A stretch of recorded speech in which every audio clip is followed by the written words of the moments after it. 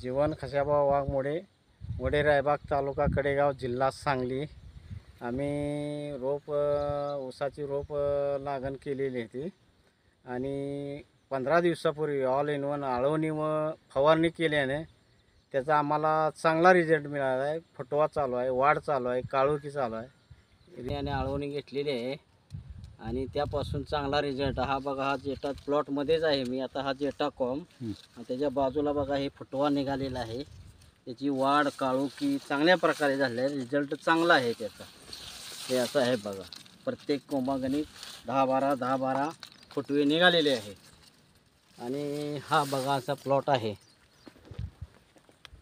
आता मी सध्या प्लॉटमध्येच उभा आहे. तिथे 1.5 एकराचा प्लॉट आहे.